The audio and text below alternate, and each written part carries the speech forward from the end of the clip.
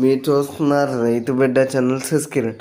ఈరోజు video topic వచ్చేసి మాకు డైరీ ఫామ్ ఉన్నప్పుడు మేమైతే ₹1,00,000 గేదె మీద పెట్టుబడి పెట్టి గేదెను తీసుకొచ్చేవాళ్ళమండి డైరీ ఫామ్లోకి. అట్లా ₹1,00,000 పెట్టి డైరీ ఫామ్లోకి గేదెను తీసుకురావడం వల్ల రీసేల్ వాల్యూ అనేది బాగుండేదండి. అంటే వేరే వాళ్ళు మా దగ్గర గేదెను కొనడానికి ఎక్కువగా ఇష్టపడేవారు రైతులు. ఎందుకంటే క్వాలిటీ బాగుండేదండి. మా దగ్గర మెయిన్ క్వాలిటీ ఉంటుంది. మేము పాలు అది ఎన్ని లీటర్లు అయితే పాలు ఇవ్వడం జరుగుతుందో 2 పూట్ల మీద అంతే చెప్పేవాళ్ళం అండి. అంతకుమించి ఎక్కువగా కూడా రైతులకి పాలు చెప్పేవాళ్ళం కాదు. మా డైరీ ఫామ్లో నుంచి రావడమే కానీ మా డైరీ ఫామ్లోకి గేదె అనేది ఎప్పుడు కూడా బయటికి వెళ్ళేది కాదండి మా దగ్గర నుంచి. ఇన్ కేస్ ఎప్పుడన్నా వెళ్ళినట్లయితే మా దగ్గర క్వాలిటీ తీసుకోవడానికి రైతులు బాగా ఇష్టపడేవారు.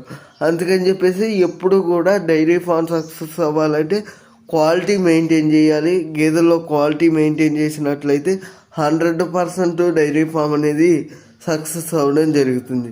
ఈ వీడియో పైన ఇంకా ఏమన్నా డౌట్లు ఉంటే నాకు కామెంట్ సెక్షన్లో కామెంట్ చేయండి ఫ్రెండ్స్. నేను తప్పక రిప్లై ఇస్తాను ఫ్రెండ్స్. Thank you friends.